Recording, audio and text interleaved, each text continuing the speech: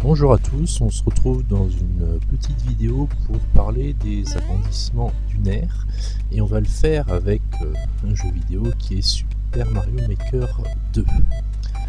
Donc dans un premier temps, je vais vous laisser regarder la vidéo d'un niveau, puis après on en parle. Donc le niveau est le suivant que je vous ai conçu, rien que pour vous. L'identifiant du stage, si vous avez le jeu, vous pouvez tout à fait le rentrer et puis jouer vous-même à ce niveau. Donc je vous laisse regarder tout ça et puis je vous donne les explications juste après.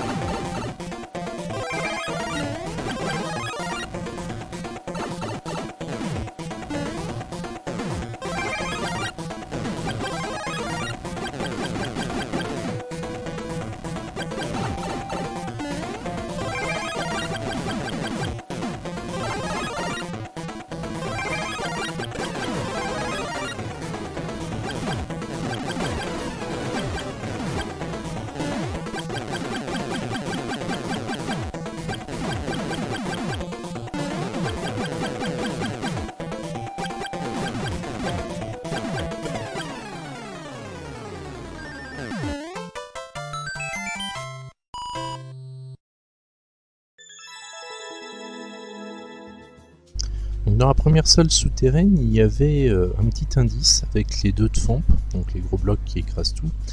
On en avait un petit qui faisait 2 cases sur 2 cases et un grand qui faisait 4 cases sur 4 cases. C'est ce qui a été illustré par les blocs cassables et les blocs point d'interrogation. Les blocs point d'interrogation représentaient les longueurs, on passait de 2 à 4, donc on multipliait par 2, et les blocs cassables représentaient les aires, on passait de 2 à 16 blocs.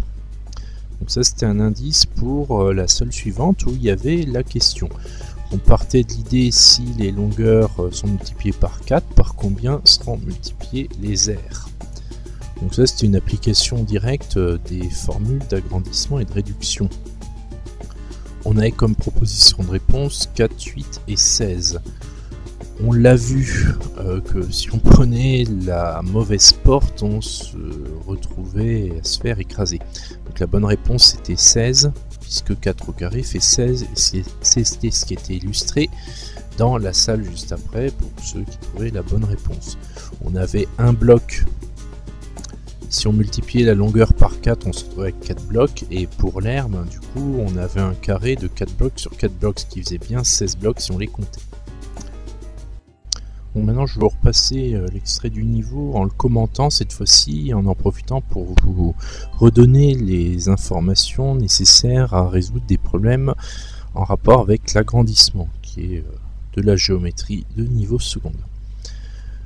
Donc déjà, jusqu'à ce qu'on arrive aux salles d'énigmes, les agrandissements, je rappelle que si on multiplie des longueurs par k, on doit multiplier les aires par k au carré et les volumes par k au cube.